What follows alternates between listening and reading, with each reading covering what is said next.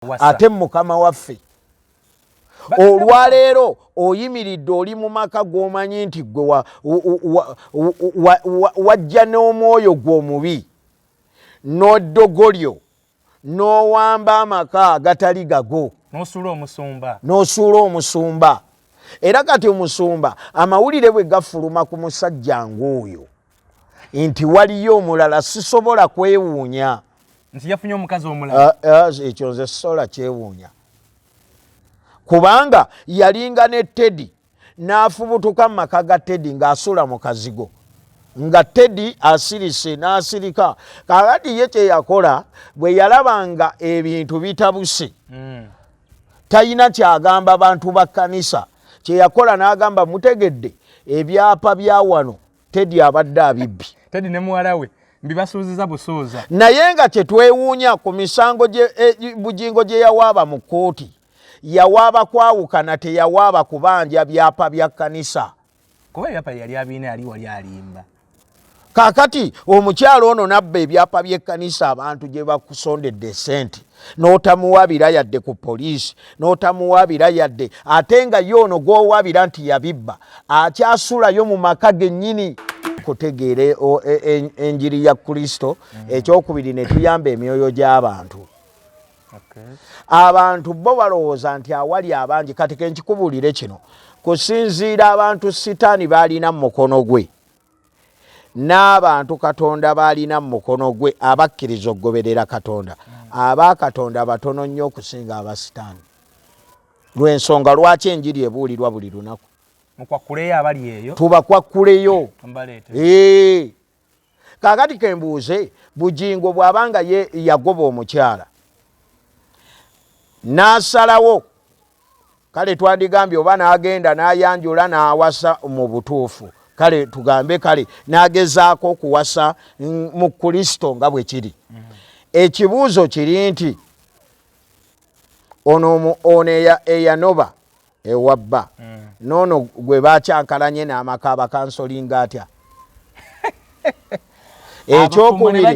ekyokubiri bano abawala abeeyagalidde awo katuuti ayinza bagamba ki era njawulo ya Bugingo njawulo ki ku bamalaaya kaliko olese kasizo okunyumira nti abafumbo bafunyemu okusowaganya basoowaganye balina okugyewa kiraabwe mu Katonda b'omusumba abatabaganye omukazi singa anoba tayina kufumbirwa kubanga bwafumbirwe walala aba ayenze n'omusajja bwagoba nga Bugingo bwe yagoba n'awasa omulala aba mu bwenzi kati omanye ekigenda okubeera mu bwenzi okwata Bayibuli yiino eno etali Bugingo gye yayokya kubanga Bayibuli ndowooza za mirundi ebiri waliwo eya Bugingo gye yakola ki gye yayokya nga zino ennyiriri ndowooza bwe yazirabamu n'agyokya oba zaali teziri naye eno yo mweziri kati wulira Bayibuli kyesomesa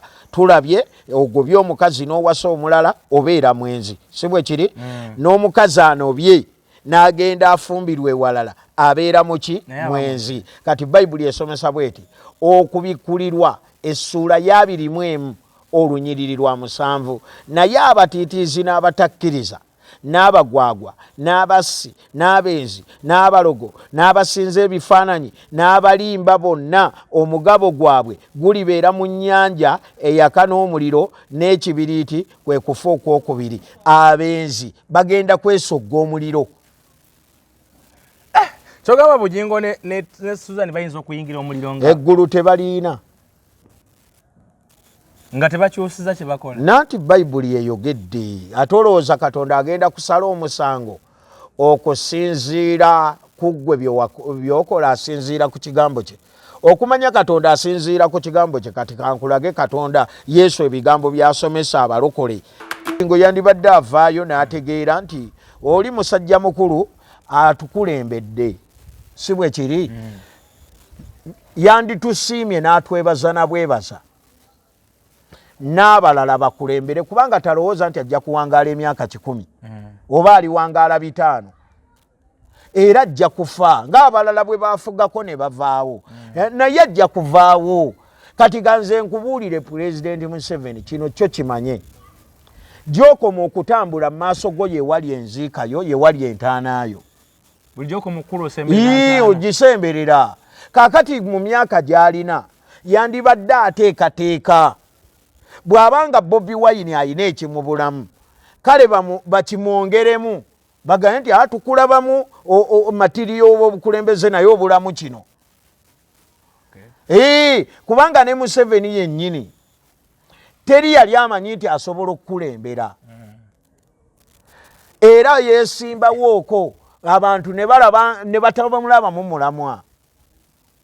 Ffe tukkiriza alina byakoze naye olwaleero we yajjira ensi yalimu abantu batono kati abantu bangi abantu basula bweru abantu basula myala mayumba gonna amalungi Abannayuganda tebakyasobola gasulamu. Uganda tetadde bana aboogera baagala mulemu okujja agiyise ki Independence Night tebaagala kusima musingi naye ng'eri ewedde yabagamba we tuviira mu Independence Night omusingi gutandika nkeera era n'abagamba simanyi oba abamu munaabeera musabira waka aba abamu munaabeera eno n'abagamba naye olumala bwe tuti omusingi gutandika.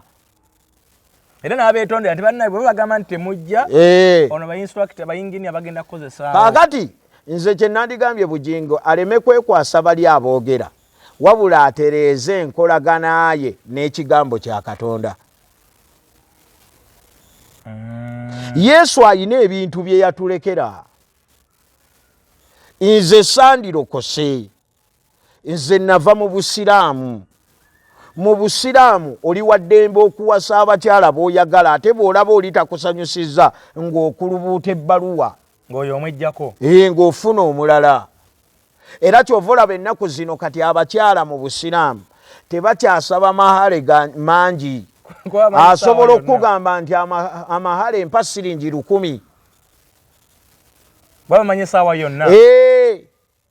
Era mu Busiraamu kino kye kiriyo abamu temubimanyi nti omukyala bw'asalawo okkuleka bayita omukulembeze w'omuzikiti oba seeka oba yenna eyabawoowa era ye kasita abatuula mu nsonga zammwe ne zigaana.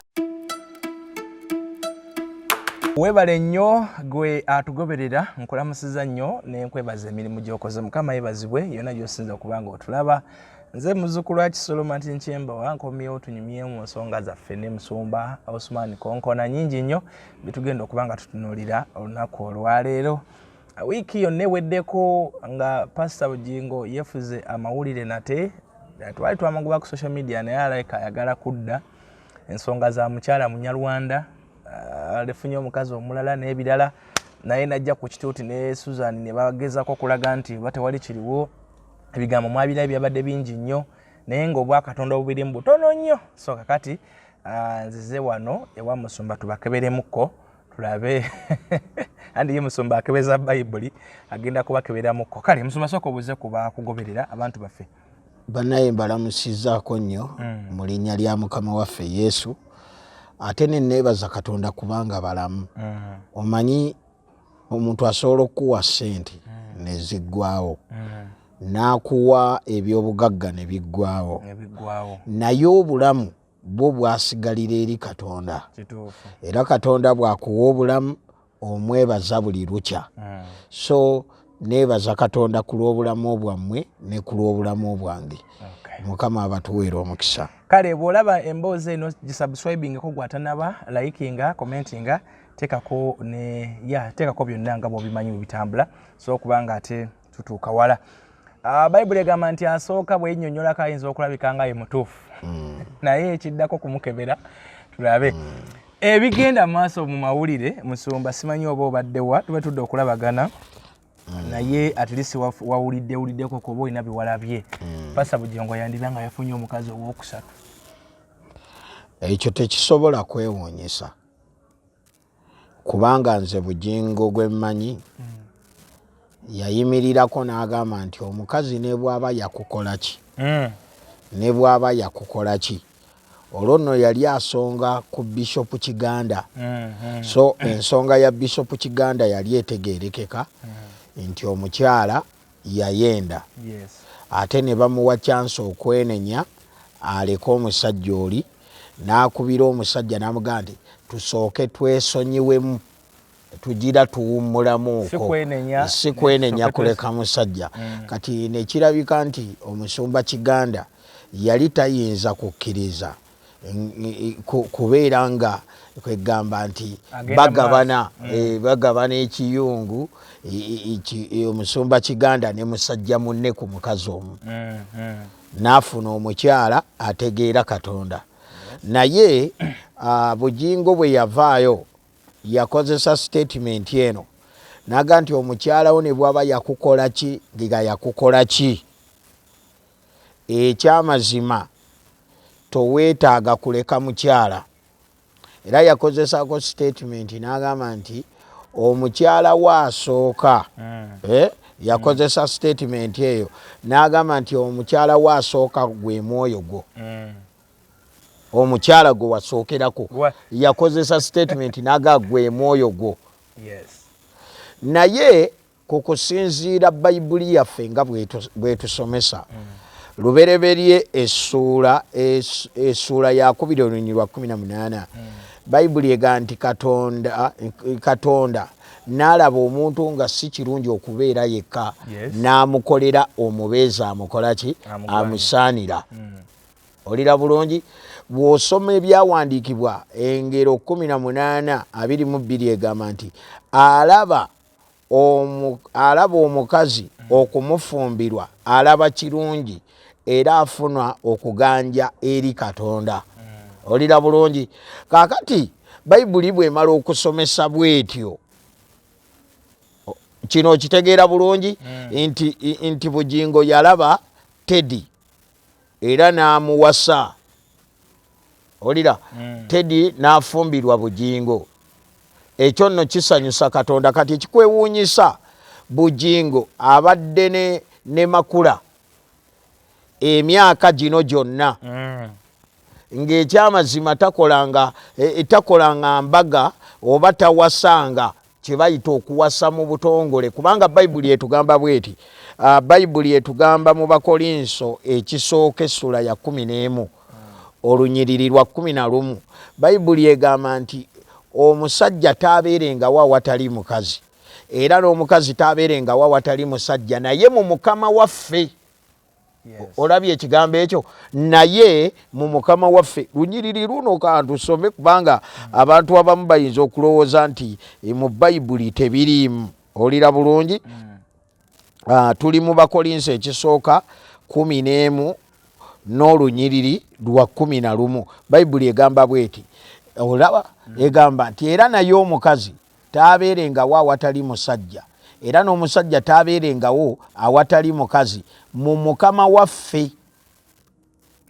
Kakati bw'osoma Abakolosaayi essuula 3 olunyiriri lwa 17 egamba nti buli kye munaakolanga mu kikolwa oba mu kigambo byonna mubikolenga mu linnya lya Mukama waffe Yesu Katonda kitaffe agulumizibwenga mu mwana.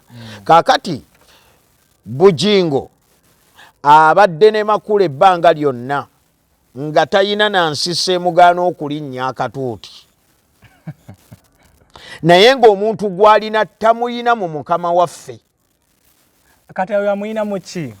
Nanti katuwulira Bayibuli kyesomesa kubanga yo Bayibuli erikkiriya. Bayibuli erikkiriya bw'okwata wano mu byawandiikibwa. Omanye ebyawandiikibwa bino bikulu nnyo bye tulina okutunuulira.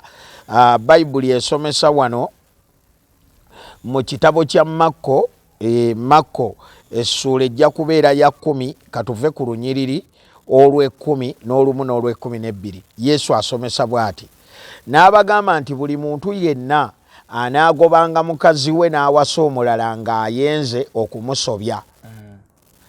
Naye yennyini bw'anaanobanga ewa bba n'afumbirwa omulala ng'akoze eki ng'ayenze. Makula yalina omusajja owuwe yamuzaalamu n'abaana ate yamufunira mu bwenzeera.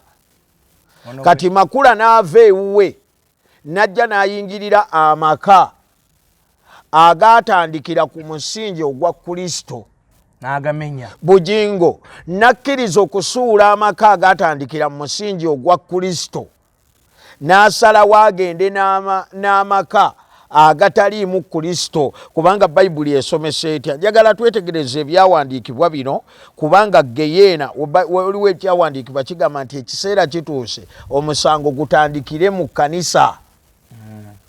Katonda agenda kutandikira ku bakkanisa okusala omusango. Wano ku nsi osobola okukola effujjo lyonna naye olunaku lumu Bugingo ne makula bino mubitegeere olunaku lumu lw'olissa ogusembayo tegenda kuba kwenenya.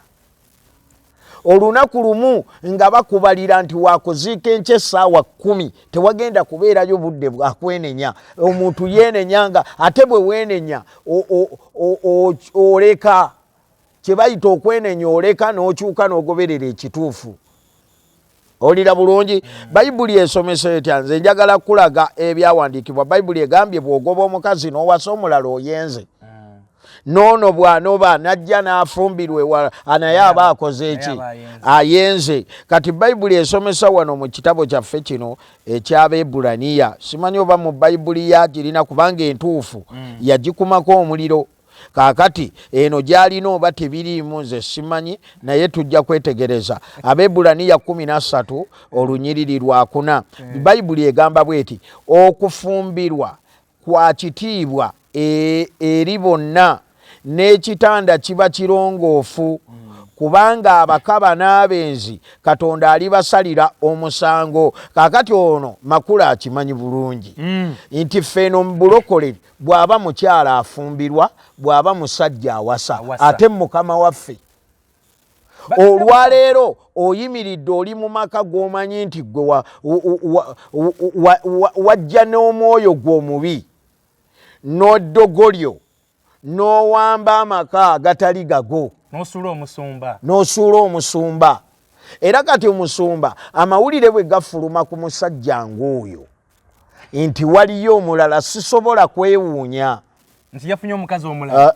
Ekyo nze sisobola kyewuunya kubanga yalinga ne Teddy n'afubutuka mu maka ga Teddy ng'asula mu kazigo nga Teddy asirise n'asirika. Kakati ye kye yakola bwe yalabanga ebintu bitabuse talina kyagamba bantu ba kkanisa. Kye yakola n'agamba mutegedde ebyapa bya wano Teddy abadde abibbi. Teddy ne muwala we mbibasuuziza busooza. Naye nga kye twewuunya ku misango Bugingo gye yawaaba mu kkooti yawaaba kwawukana teyawaaba kubanja byapa bya kkanisa. Kuba ebyapa yali abiina yali wali alimba. Kaakati omukyalo ono nabba ebyapa by'ekkanisa abantu gye bakusondedde sente n'otamuwabira yadde ku poliisi n'otamuwabira yadde ate nga ye ono gw'owabira nti yabibba akyasulayo mu maka gennyini amaka gammwe asulayo. Era ye agamba nti omwami wange nze nkulindiridde okomewo naye kaakati gw'olimbye ekkanisa nti babadde babba ebyapa. Omusumba agamba nti oyogedde ku kyembaga obufumbo mu Kristo amusuubiza okumukuba embaga etabangawo. Kaakati ate ekyo mba nkyewuunya bwewuunya kubanga yayimirira mu bantu bennyini n'aga nti nedda bino ebintu bino bye bakola mu kyaki simanya mbaga mpeta si bituufu. Era n'akwata empeta eyali eya Teddy n'agikasuka. Kaakati embaga ayagala yaki. Era abo abantu nze mba mbeewuunya nabo baakubye ku ngalo. Kaakati ate embaga baagala yaki kubanga ffeno mu bulokole gye tukkiririza mu mbaga ate ng'eri mu Kristo. Ate eri gy'atakkiririza mu mbaga kuba tagatangayo wadde n'omugole. Nanti kaakati wuliriza ye yennyini yagamba kati embaga ayagala yaki. Abyogedde wano katulaba abantu bayinza ogatumuwanda bigambo.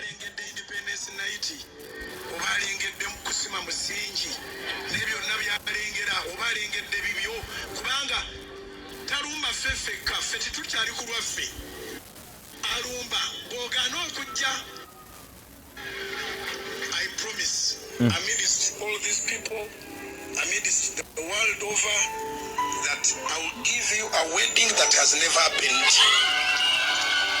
Akawulidde yagenda okumukuba embaga etabangawo era n'ekifo bagenda okugiteeka tannaba kutegeerawo. Nanti kaakati Bugingo talina mbaga gyagenda kukola etabangawo. Tewaliwo mbaga. Aizo bagi nakola ngeno yali ekkaana. Agenda gifumbira kwa mayinja. Mmere era. Oba ye agenda kujja n'ebyokunywa tugambe aleeta omusulo gw'ente. Gwagenda okugabula. Ono omusumba asobola kuleeta omwenge ku mbaga. Nanti era ne bwaleeta omwenge era waliwo embaga ez'omwenge nga gubeerako. Nasi ya musumba nanti wuliriza. Nze bw'oŋŋamba nti ogenda kukola embaga etabangawo. Agenda kuleetayo emizindaalo egitabangako mu nsi muno. Agenda kukolayo emmotoka ezitaliiwo. Oba agenda kukola kakati agenda kukolayo ensi endala gyagenda okukoleramu omukolo ogwetabeerangawo. Agambye gujja kubeera mu Lwera, olulako embaga mu Lwera. Nanti kakati kino kye njagala okugamba, Lwera yali ebaddewo. Naye ate Lwera olwaleero nneme egobayo abaliyo egamba boonoona obutonde bw'ensi. Olira bulungi bw'agamba ennamboole Kiweeweesi yakolako embaga ennamboole. Kakati awo kiki agenda okukola eki. Naye kino ffe kye tugamba buli kyonna kye tukola nga ffe abalokole tetusanyusa bantu, tusanyusa obwakabaka bwa Katonda. Nti ne bw'onooleeta n'oteekako ompozi ng'agamba nti ye embaga ye agenda kugabulako ebitabeerangako wano ku nsi. Naye ate ekikulu kiri nti omukazi oli tannaba kuva mu bulamu bwa nsi eno. Maama Teddy. So byonna byakola embaga ne waali zikola ezifaanana zitya nga si Maama Teddy tewali makulu. Singa Teddy yava mu maka ge n'agenda nga tewali nsonga. Ng'era omusumba si yagobye Teddy. Omusumba ne yeegayirira Teddy okudda n'agaana. Awo Bayibuli ekyo teyina kyekyogerako. Ekuta n'ekukkiriza ogenda wase. Teyina kye yakyogerako. Okujjako nga waliyo abakugu mu Bayibuli abasobola otugamba nti yakyogerako bweti. Kaakati tugambe mukulu Kimbowa mukazi wo ogenze okudda nga agenze. Kimbowa n'akola obuvunaanyizibwa n'agaka ennoonye omukyalo ono mukomyewo. Omukyalo eyo gy'ali n'aganze sidda. Kimbowa si yagobye omuki. Sinze ngobye omukyala. Era toyina kyokoze ekigobye omukyala. Kaakati ate omukyalo otutte eddala omugana oba nina ensobi kola ki? Komawo. Naye omukyala n'aganze sidda wa Kimbowa. Kati awo Bayibuli teyina kye yatusomesa ku nsonga eyo. Awo okola otya? Nanti Bayibuli bw'eba ekintu teyakyogerako. Kaakati kitegeeza nti gwe toli musibe mukyo. Bayibuli egaana kugoba mukazi n'egaana n'omukazi okunoba era egamba bw'anoba tafumbirwanga. Lunyiriri luno wana olowooza Bayibuli yavuddewo kujjako ye gye yayokya kubanga yalina gye yayokya naye ffe yaffe nnyiriri mweziri. Byonna byogeramu ebiri mu Bayibuli. Bannaye Bayibuli egamba bweti. Egamba ti era buli muntu yenna tuli mu Luka 16:18 era buli muntu yenna anaagobanga mukazi we n'awasa omulala ng'ayenze n'oyo anaawasa eyagobebwa bba ng'ayenze. Ekikolwa ekibayitira okwawukana kulina kusooka kuba bwenzi. Era Bayibuli kyeva eyogera mu Makko katuddeyo gwe twetegereze. Makko essuula ya 10 olunyiriri lwa 11 n'olw'12 egamba bweti. N'abagamba ayogera ebigambo bino Yesu. N'abagamba nti buli muntu yenna anaagobanga mukazi we n'awasa omulala ng'ayenze okumusobya. Naye yennyini bw'anaanobanga ewa bba n'afumbirwe omulala ng'ayenze. Olabye kati Bayibuli ekwatira wano ti omukazi singa anoba tayina kufumbirwa kubanga bwafumbirwe walala aba ayenze. N'omusajja bwagoba nga Bugingo bwe yagoba n'awasa omulala aba mu bwenzi. Kati omanye ekigenda okubeera mu bwenzi okwata Bayibuli yiino eno etali Bugingo gye yayokya.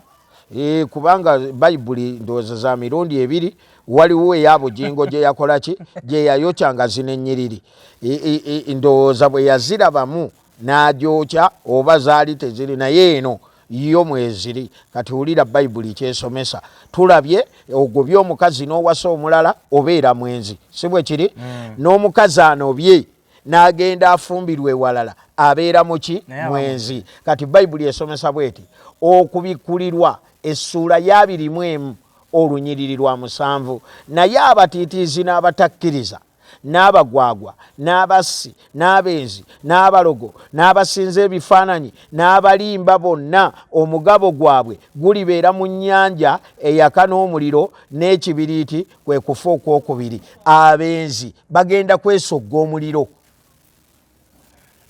Kyogamba Bugingo ne Suzan bayinza okuyingira omuliro nga eggulu tebaliina nga tebakyusiza kye bakola. Nanti Bayibuli eyogedde ate olowooza Katonda agenda kusala omusango okusinziira ku ggwe byokola asinziira ku kigambo kye. Okumanya Katonda asinziira ku kigambo kye. Kati kankulage Katonda Yesu ebigambo byasomesa abalokole n'abo abaagala okulokoka oba abataagala genda mu geyeena. Okwatanga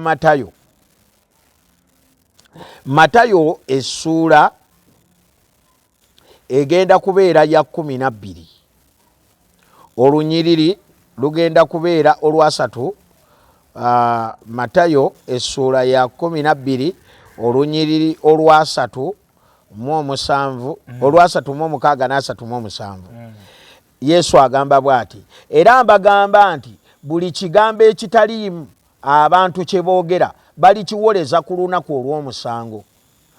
Agamba bw'ati olunyiriri olwasatu mu omusanvu kubanga ebigambo byo bye biri kuweesa obutuukirivu era ebigambo byo bye biri kusingisa omusango. Bugingo yennyini yatugamba mu bigambo bye omuntu yenna ne bw'abanga omukazi yakukola ki tokkirizibwa kwawukana naye okufa kwe kubaawukanya. Kati ye Yesu agambye n'ebigambo byennyini ebiva mu ggwe.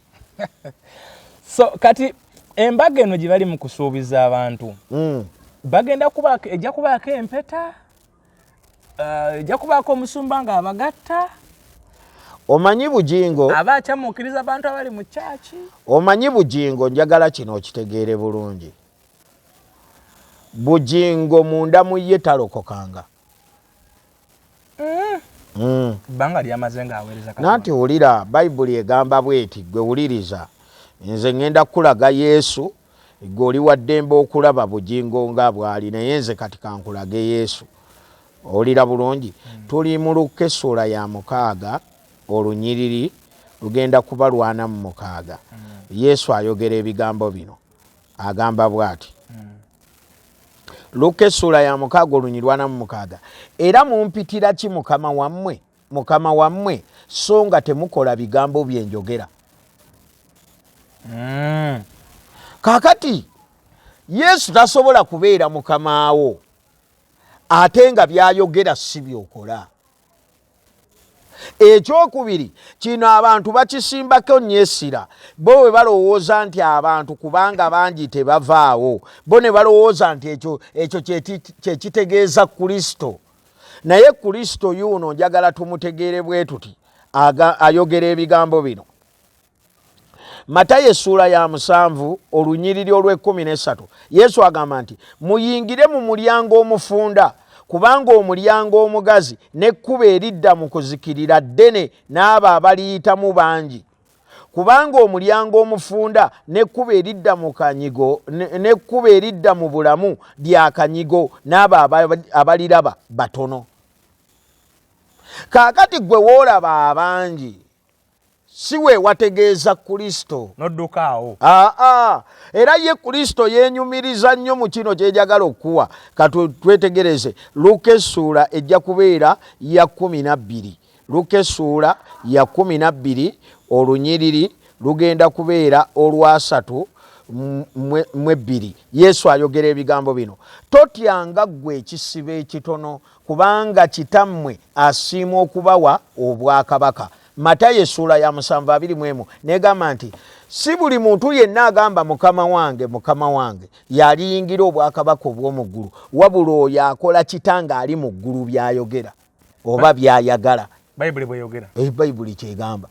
Kaakati Bugingo byonna asobola obikola naayita nti mukama wange empeta asobola ogivuma n'embaga n'azivuma era n'abikola.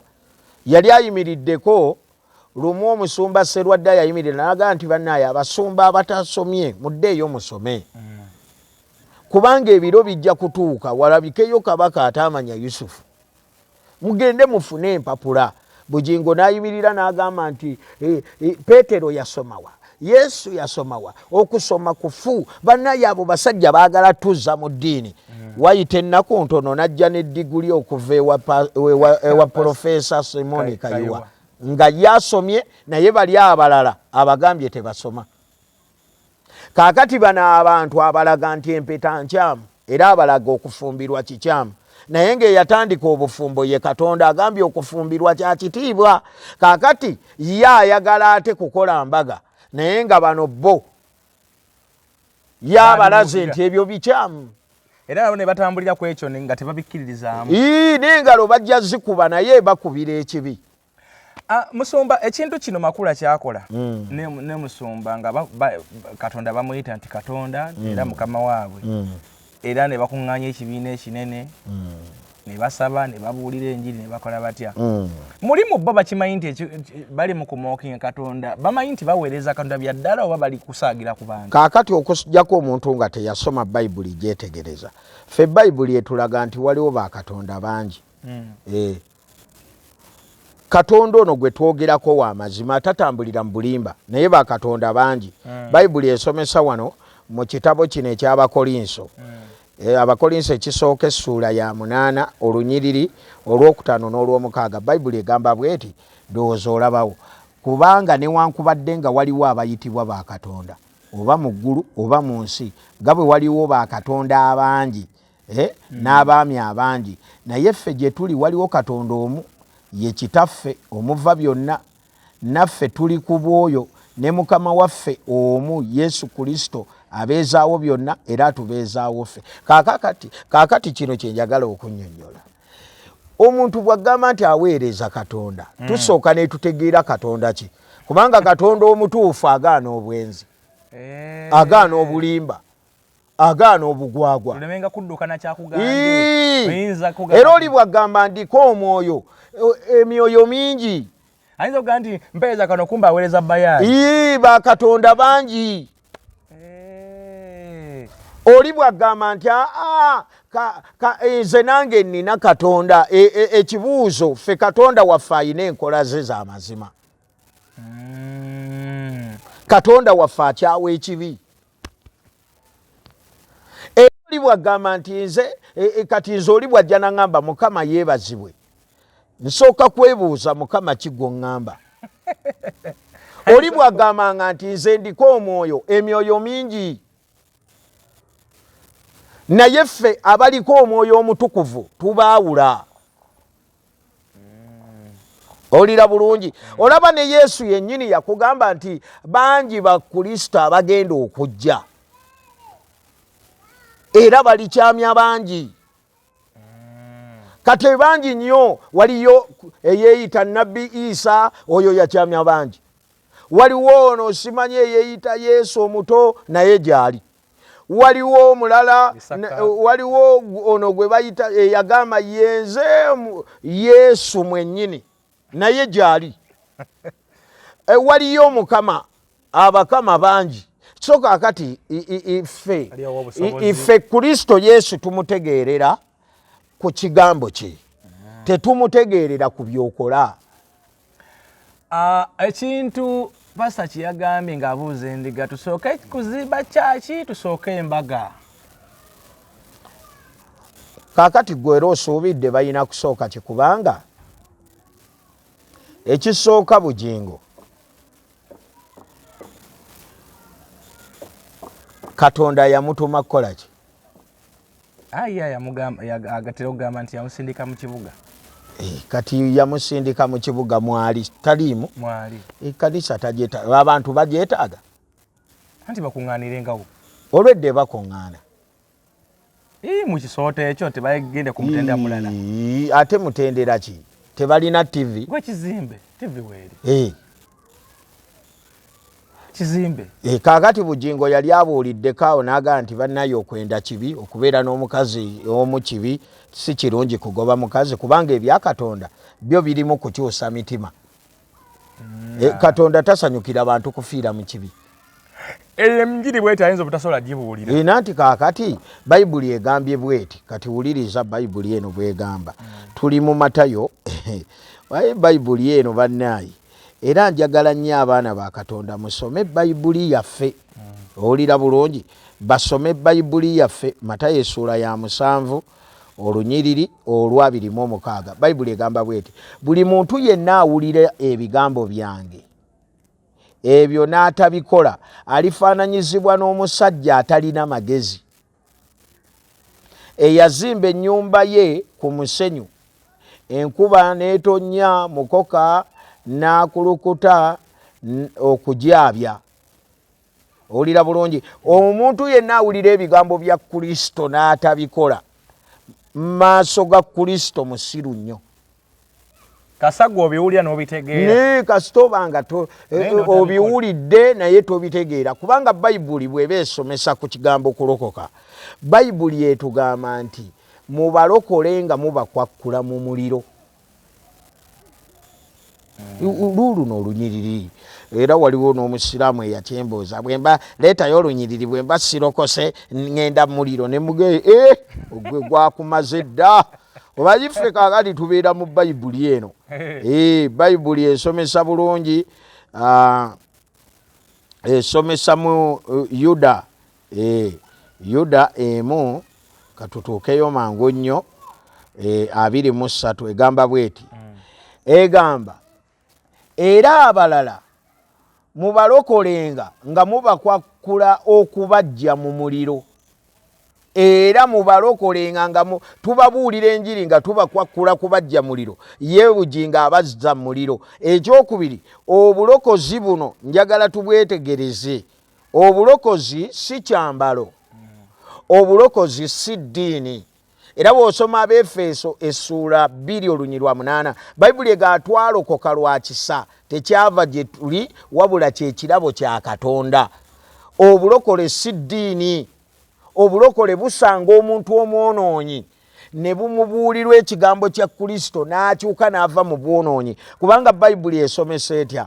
Matayo essula esooka olunyiriri lwa 2:21 malayika agamba Yusufu nti totya kutwala mukazi wo Maliyamu kubanga olubuto lw'ayina lwa Mwoyo Mutukuvu naye alizaala omwana olimutuuma erinnya lye Yesu kubanga Yesu kitegeeza omulokozi era yalirokola abantu okuva mu bibi byabwe. Ekkanisa ya Kristo entuufu egoberera Kristo ey'amazima n'ekkanisa ey'amazima tezza bantu mu kibi wabula ebajja mu kibi ng'ebaleeta eri Kristo. Kaakati Bugingo ye abantu abasindika mu kibi ne bakuba n'enduulu naye nga beerabidde leero ojja kukuba enduulu enkya bukye nga omukka gukuweddemu. Musomba kibonezo kye kyamaanyi ddala ekifu omuntu oyo kyafuna muliro okuba nti ekituufu okimanyi naye n'owabya abantu ng'obatwala ate mu kikyamu kuba kati Pastor Bugingo ekituufu alabika akimanyi. Ebbanga lyamaze ku kituuti newankubadde newaba tayagala bitegeera yandibadde abitegeera abadde mu mikono egy'abasajja abamanyi ekigambo kya Katonda era n'atandika obuweereza bwe ku musingi ogw'ekigambo kya Katonda era buli muntu yakkiriza nti kituufu omusajja ono alina Katonda. Alonguddewo ebyo ne bikyukakyuka naye abantu bano bakulembera bano gy'abatwala kuba kati nkakasani nga takyabuulira njiri ya bufumbo takyabuulira njiri mwami na mukyala lwaki yatondebwa ekyaki nkakasani tekyalimu bantu bateekateekamye oba nti tugenda kuwasa kati ebyo nebinnawo abanga enjiri gyawo abantu kiko ekyo eringa ebabuuza afuna kibonezo ki ng'omuntu. Bayibuli egamba bweti Matayo 25:40 era ne kabaka n'addamu nti era na kabaka aliddamu ng'abagamba nti mbagamba nti mmwe ng'agamba bw'ati katusome Matayo 25:40 ne kabaka aliddamu alibagamba nti mazima bagamba nti nga bwe mwakola nga bwe olwana mu olumu Matayo 25:41 awo alibagamba n'abo abali ku mukono gwe ogwa kkono, muve wendi mmwe abaakolimirwa, mugende mu muliro ogutaggwaawo ogwateekerwa sitaani ne bamalayika be. Kati ffe Bayibuli esomesezza bulungi mu Yuda essuula esooka olunyiriri olwa 23 nega nti tubalokole nga tubabuulirenga enjiri ey'obulokozi nga tubakwakkula mu muliro. Kaakati leka nkubuulire nga tetunnanyumirwa nnyo kubanga abantu bawaayo bawagira buli kintu, naye twandisinze okutegeera enjiri ya Kristo. Ekyokubiri ne tuyamba emyoyo gy'abantu. Abantu bo balowooza nti awali abangi. Kati kenkikubuulire kino, kusinziira abantu sitaani baalina mu mukono gwe n'abantu Katonda baalina mu mukono gwe abakkiriza okugoberera Katonda, aba Katonda batono nnyo okusinga aba sitaani. Lw'ensonga lwaki enjiri ebuulirwa buli lunaku. Mukwakkuleyo abali eyo, tubakwakkuleyo. Mbaleete. Kaakati kembuuze, Bugingo bw'abanga ye yagoba omukyala n'asalawo, kale twandigambye oba n'agenda n'ayanjula n'awasa mu butuufu, kale tugambe kale n'agezaako okuwasa mu Kristo nga bwe kiri. Ekibuuzo kiri nti ono eyanoba ewabba noono gwe baakyankalanye n'amaka abakansolinga atya. Ekyokubiri bano abawala abeeyagalidde awo katuuti ayinza bagamba ki? Era njawulo ya Bugingo njawulo ki ku bamalaaya? Kali koolese kasizo okunyumira nti abafumbo bafunyemu okusoowaganya. Basoowaganye. Balina okujja ewa kitaabwe mu Katonda omusumba abatabaganye. Ababuulira bigambo ki? Ayinza bagamba ki? Oba singa omukyala awulira ku bbaawe nti oba yatandise ebintu by'obwenzi najja ayogereko n'omusumba. Musumba Bugingo asa yogojja gitowa singa abafumbo bajja ewuwo batabuseemu. Waliwo obutakkaanya. Oba kansolinga otya? Kubanga ekisooka omanya atera okwekwasa, abamu babase, abalala. Kaakati takisi bwegwa kabenje ate tebasobola kuggalawo paaka ya takisi. Era tebasolaga nti takisi yagudde ku Mitiyana Road oba ku Masaka Road oba ku Jinja Road. Kaakati Jinja Road tugiggadde, takisi tuziweze. Kaakati abantu basobola okuyombagana n'okulwanagana n'okuttiŋŋana mu bufumbo, naye tekitegeeza nti bano abalwanyagana oba ne battiŋŋana basinga abali obulungi mu bufumbo obungi. Abantu battiŋŋana gye bali ne beewa n'obutwa, naye tekigaana abantu kuwasa. Bawasa. Era tosobola kireetanga omusajja eyeeyita omusajja wa Katonda lwakuba nkugambye ba Katonda bangi. Nojja n'ogamba omanyi abantu battiŋŋana, kati ogezaako okulaga ekkanisa eno. Naye nga boolaga mulimu n'abaana abato nabo bagenda kufumbirwa, mulimu abakyala awo, mulimu abavubuka. Kati gw'obalaze nti ekiri mu maka abantu betta, ate ggwe oyina kati oyina babiri basatu. Yafunyeewo okusatu. Kati alina basatu. Lwaki tagenda mu muzikiti? N'afuuka ddala haji. Kubanga kaakati mu muzikiti bo okuwasa abakazi abana bo tekibatwala mu geyeena kusinziira mu muzikiti, naye kusinziira Kristo Yesu. Fa tusomesa ebyawandiikibwa n'atugamba nti ku lunaku luli abantu bagenda kusembera mu maaso g'abasalira omusango ng'ebikolwa byabwe bwe byali.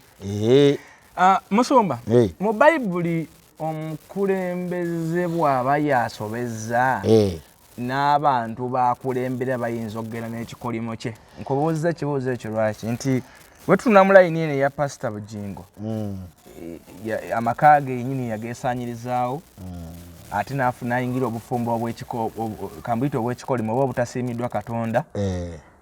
Ali ku kituuti abuulira ku kituuti akitwako n'omukazi ow'obwenzi, ebbanga lyonna takwatiddwa ku nsonyi nti oba omukazi bera wansi w'ekituuti kati kiwe ekitiibwa kyakyo asigala ku kituuti ekituuti kiriko abaweereza kiriko abayimbi kiriko abantu abajja obujulizi kiriko n'abaweereza abalala ensobi ezikolebwa omukulembeze nga Bugingo ziyinza okulumba abaweereza abalala ne zirumba endiga ne zirumba Mpaka ne Muka gaabwe eyo. Ekisookera ddala kino kyenjagala abantu bategeere.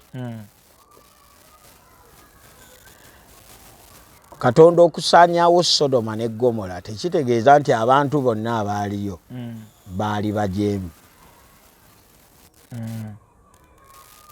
Naye yasaanyaawo bajeemu.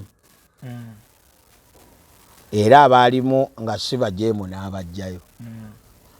Katonda okuleeta amataba ku mulembe gwa Nuuwa abantu bonna tebaali bajeemu naye ate baali mu bajeemu. Kati ye Katonda kye yakola yaddira abatali bajeemu n'abagamba muyingire eryato. Ngenda kusaanyaawo ekitundu. Ebiseera ebisinga Katonda baatayagala twala muliro abajjayo. Era nze kyemmanyi waliwo abantu nga bali ewa Bugingo nga bo tebaagala kuyingira muliro nga n'abamu baavaayo dda. Waliwo abaavaayo? Waliyo abaavaayo. Kubanga ono ayagala Katonda tasobola kuyimirira wali kibi. Kyova olaba nti bw'abadde ayogera agamba kati bano aboogera baagala mulemu okujja agiyise ki Independence Night. Tebaagala kusima musingi naye ng'eri ewedde yabagamba we tuviira mu Independence Night omusingi gutandika nkeera. Era n'abagamba simanyi oba abamu munaabeera musabira waka aba abamu munaabeera eno n'abagamba naye olumala bwe tuti gutandikirawo omusingi gutandika. Era n'abeetondera nti bannaye bwe bagamba nti temujja ono ba-instructor bayingini bagenda kukozesa. Kaakati nze kye nandigambye Bugingo aleme kwekwasa bali aboogera wabula atereeze enkolagana ye n'ekigambo kya Katonda. Yesu ayina ebintu bye yatulekera. Nze sandirokose. Nze nava mu Busiraamu. Mu Busiraamu oli waddembe okuwasa abakyala b'oyagala ate bw'olaba oli takusanyusizza ng'okulubuuta ebbaluwa ng'oyo omwejjako ng'ofuna omulala. Era kyova olaba ennaku zino kati abakyala mu Busiraamu tebakyasaba mahale mangi. Asobola okugamba nti amahale mpa siringi 1,000. Bamanye saawa yonna. Era mu Busiraamu kino kye kiriyo abamu temubimanyi nti omukyala bw'asalawo okkuleka bayita omukulembeze w'omuzikiti oba seeka oba yenna eyabawoowa. Era ye kasita abatuula mu nsonga zammwe ne zigaana ng'alagira omukyala leeta amahale ge wasaba ng'ajjayo 1,000 ng'alumuddiza. Nga kiggweerawo. Kubanga bali abaasooka baali tebakimanyi. Kaakati we bakitegedde abakyala abasinga kati tebakyasaba mahale ga mmotoka. Tebakyasaba miliyoni 2. Asaba mutwalo. Olukaayana era waliwo gwe nalaba baayawukana ne bazzaayo n'ebintu. Ono n'asaba amahale ge. Ono n'agamuleetera. Baagajja na ku kasimu awo gaaliko. Agakwata. Kaakati Bugingo addeeyo. Kubanga kino ekyo bayita obulokozi. Ekyo yakivaako ali ku bibye. Kati essaawa zo waali alabikira ddala kati nga Musiraamu. Bugingo si mulokole. Teriyo mulokole akola Bugingo byakola. Olwaleero Bugingo alowooza kubanga bwe iffe eno twali tetumanyi biri wa Teddy. Byonna byatandikira eyo ate bamawulire era be babitandika. Bugingo baayawukanye ne. Era na bino era bwe baba wooteeri baagirabye Bugingo ekyo tekimukwasa nsonyi kubanga tayinaamu ntiisa ya Katonda. Kubanga era yali akikozeeko. Gwe omuntu asobola okulimbira katuuti n'aggamba nti nze bampadde obutwa. Wategeera otya nti butwa nga tobunyweddeko wabuwambwa neefa. naye ogezaako okulimba nze gwolaba bampa obutwa n'alimba abantu nti nze gwolaba omukazi yamala emyaka 10 ali mu kikulukuto kale kituufu kyaliwo kubanga n'omukazi yakyogera naye ekibuuzo kiri nti Bugingo bagenda okwawukana nga balina omwana wa myaka 4 kitegeeza kyali kyawona yamwebakakirako mu kikulukuto. Ekyokubiri eyo si ensonga mufe abalokole bw'otugamba nti Yesu asobola okuwonya amasasi tasobola kuwonya kikulukuto. Ebiseera oyo gwe yali asinze ebiseera bye tasobola kuwonya. Kati ffe Yesu gwe tumanyi muwonya era bw'osoma Bayibuli nze kangikulage wano obayi Bayibuli eno etunyumira nnyo ffe ng'abagisoma. Bayibuli tuli mu Matayo essuula ya 4 katuve ku lunyiriri olwabiri mwesatu. Bayibuli egamba bweti Yesu n'abuna Galiraaya yonna ng'abayigiriza mu makuŋŋaaniro gaabwe era ng'abuulira enjiri ey'obwakabaka era ng'awonya endwadde zonna n'obunafu bwonna mu bantu. Enjiri ey'obwakabaka mulimu okuwona. Tosobola kuŋŋa nti nze ebyanjawula omukazi yali n'ekikulukuto kya myaka 10 kyokka ate mugenza okwawukana ng'alina omwana gw'oteegaananga kubanga n'okufaanana akufaanana naye ng'omwana mwawukanye omwana wa myaka 4. Kitegeeza ye yalimba. Kaakati omuntu ng'oyo nze ŋŋanze ayagala okgenda bwakabaka obw'omuggulu ate sisobola mukubira ngalo kubanga nze naliko mu biro nga siri mulokole ng'effujjo lyonna nsobola okulikola eno mu bulokole waliwo ebyotalina kukola. So nze njagala kukubiriza omukazi oyo Makula nti olunaku lumu lugenda kukyanga Makula tebasobola kukwasa muzindaalo obeeko kyoyogera nga Makula wasigadde essaawa bakugambe nti wankya ssaawa 10 ng'ekyamazima tekyaliyo kadde kakwenenya. Ekirala njagala kigamba Makula eno ensi si ya kitaawo nti taatawo ye yakola ensi eno toligivaako ate n'obwakabaka bwa Katonda si bwa jjajjaawo nti bw'olituukayo jjajjaawo oli muganze gwolaba nali bwe nti. Kaakati njagala kugaa waliwo kye bayita okulokoka. Waliwo kye bayita okulokoka. Okulokoka kitegeeza kuva mu kibi okivaamu tokisigalamu.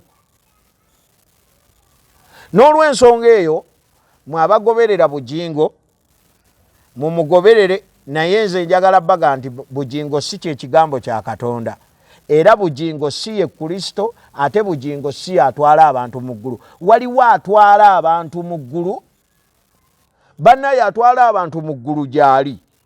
Ye tayinza kubanga abawulira enjiri ebatwala mu ggulu naye nga ye tajja kgenda era bo ne bagenda ye n'agenda wala oba tekisoboka. Ekisooka nkugambye bwe nti era ne Bayibuli esomesa bweti obwakabaka bwa Katonda kati nze kenkulage tuli mu Luka essuula ejja kubeera ya 17 olunyiriri 2:21. Bwe yabuuzibwa Yesu abuuzibwa bwe yabuuzibwa Abafalisaayo nti obwakabaka bwa Katonda bujja ddi n'abaddamu n'abagamba nti obwakabaka bwa Katonda tebujja nga bweyolese so tebali bagamba nti laba buli wano oba buli wali kubanga laba obwakabaka bwa Katonda buli mu nda yammwe. Baluumi essuula ejja kubeera ya 14 olunyiriri lujja kubeera lwa 17. Bayibuli esomesa bweti kubanga obwakabaka bwa Katonda si kwe kulya n'okunywa wabula butuukirivu na mirembe n'essanyu mu mwoyo omutukuvu kubanga aweereza Kristo bw'ati asanyusa Katonda n'abantu bamusiima. Kaakati obwakabaka bwa Katonda si bya bugagga.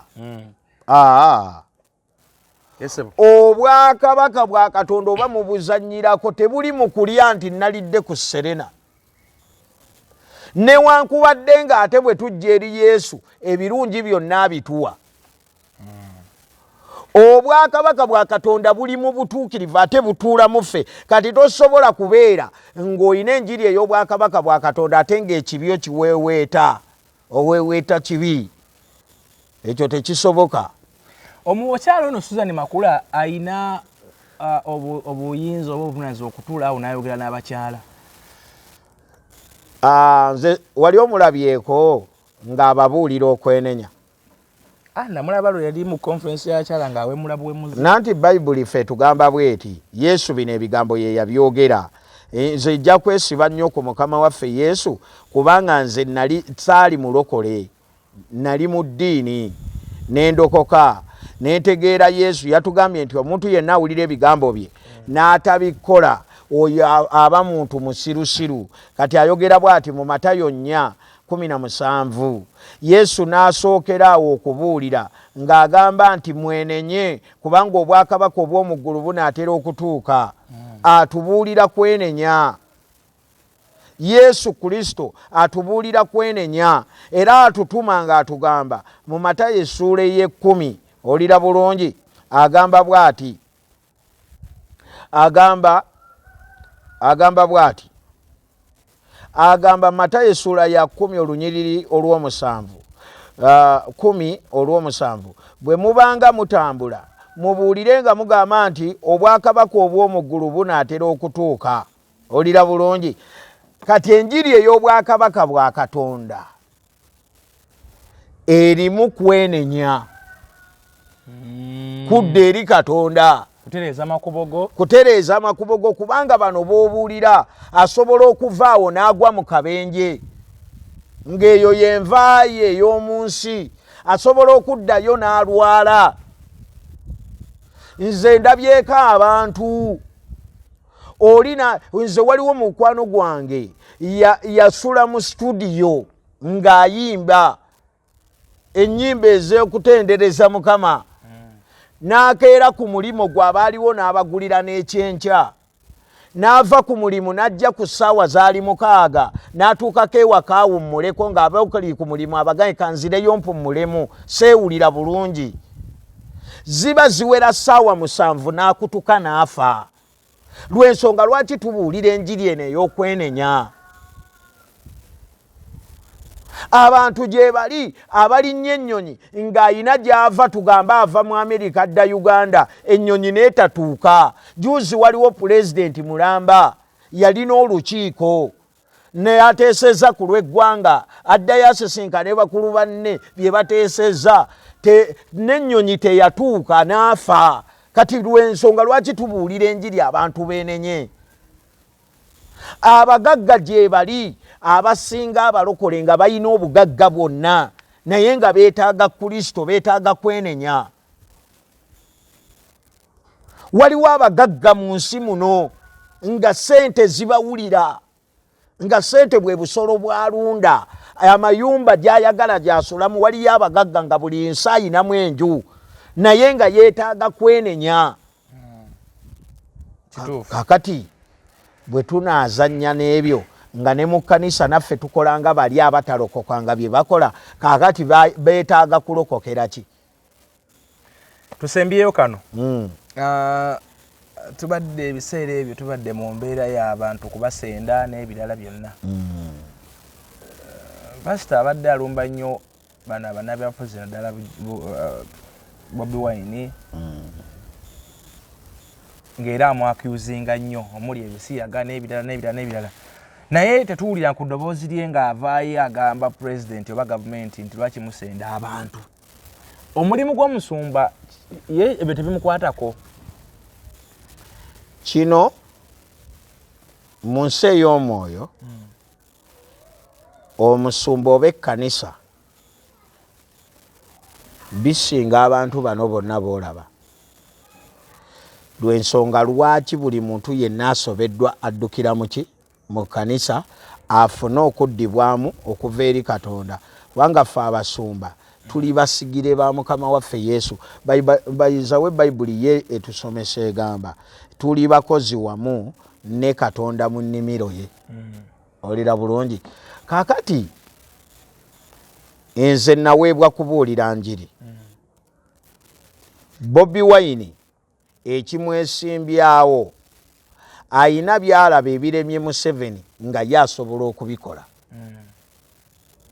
Era nga ne Museveni chansi gyakulemberedde eggwanga lino bimulemye kubanga nze nabadde neewuunya pulezidenti mulamba ku bantu nga tabateereddeewo na mirimu abantu bagenze bayiyiza abamu bafulumye bagenze mbawalabu najja n'azimba ennyumba ye ng'ebitongole byonna ebikwatibwako ku nsonga eyo biri awo ku kasawo ka seminti ke batunda $3.5 kumpi ena. Pulezidenti n'agamba nti affe tetusobola kubaliyirira twagala lutobazi lubeerewo. Nalabye ne RDC eyagenze mu nnimiro z'abantu n'atandika okukuula emboga n'akuula ennyaanya n'akuula buli kimu naye nga wano tetuyinaayo mwana n'omu gavumenti gwesasulira mu sekendule nekwata akakadde nekasasula oba negamba nti kakati kale amalwaliro gaago mutwale eyo abaana eddagala gyeriri bantu babonaabona. Amakubo ga Uganda gano golaba nze simanyi oba bano abakulembeze bo bali mu nsi ndala nga Kampala ebinnya bijjudde n'amakubo agamu bw'oyita ku Lamalodi amakubo amalala gakolokotwa koransi yabula dda oyita wano saidiza wano simanya Makindye nga ku Barracks nokkirirawo koransi taliiwo. Amakubo agazimbibwa mu myaka Museveni yagenda okujja mu buyinza nga weegali gafa dda kati amakubo gabalemye bagenze mu nnimiro z'abantu bagenze mu mayumba g'abantu kakati abantu basule ebweru bamenye amayumba tubatenda okukola. Kati Bugingo yandibadde avaayo n'ategeera nti oli musajja mukulu atukulembedde si bwe kiri yanditusiimye n'atwebaza nabwebaza n'abalala bakulembere kubanga talowooza nti ajja kuwangaala emyaka 10 oba aliwangaala 5 era ajja kufa ng'abalala bwe bafugako ne bavaawo naye ajja kuvaawo. Kati ganze nkubuulire Pulezidenti Museveni kino kyo kimanye gy'okoma okutambula mu maaso go yewali enziikayo yewali entaanaayo ogisemberera kaakati mu myaka gy'alina yandibadde ateekateeka bw'abanga Bobi Wine ayina ekimubulamu kale bakimwongeremu bagaye nti tukulabamu matiriyo obukulembeze naye obulamu kino kubanga ne Museveni yennyini teri yali amanyi nti asobola okukulembera era yeesimbawooko abantu ne batabamulabamu mulamwa. Ffe tukkiriza ayina byakoze naye olwaleero we yajjira ensi yalimu abantu batono kati abantu bangi abantu basula bweru abantu basula myala mayumba gonna amalungi Abannayuganda tebakyasobola gasulamu. Uganda tetaddeewo mirimu nti abatasomye bakola wano n'abasomye bakole wano. Kaakati bwe tufuna omukulembeze omulala ng'ebyo byayagala ottereeza ate tosobola muyita mukyamu. So nze ŋŋamba nti abantu bonna balina ebirowoozo nga Bobi Wine beesimbewo naye bawa abalala ekitiibwa. Era kino nkisaba abawagizi ba Bobi Wine temuvuma bantu kubanga muleetera obuwagizi bwe okukendeera. Ekyokubiri muwa abantu ekitiibwa ate muyiga okuwuliriza kubanga gwe ate bw'onojja nga gw'olaga nti ye Bobi Wine tayogerwako ate ng'ono aliwo ayogerwako abantu bajja kusigala bagakatusigaza ono.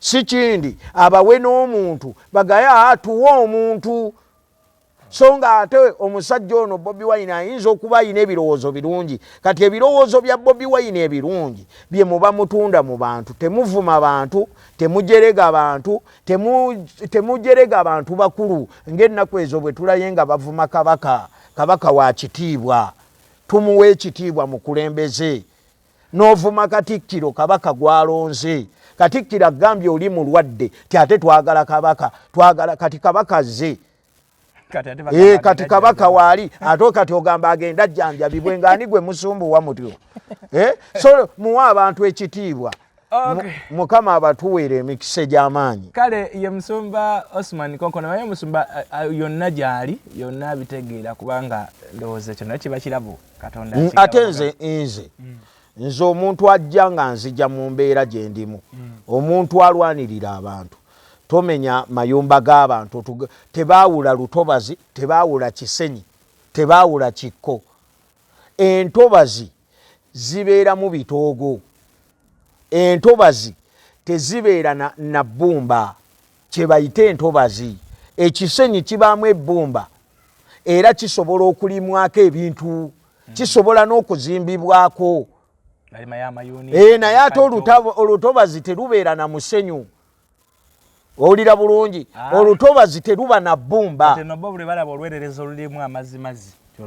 Kaakati basooke bategeere ebintu bino fe omuntu yenna alwanirira abantu, kubanga kati gavumenti yandibadde emanya nti mu nsi muno mulimu abanaku abasembayo, mulimu n'abagagga.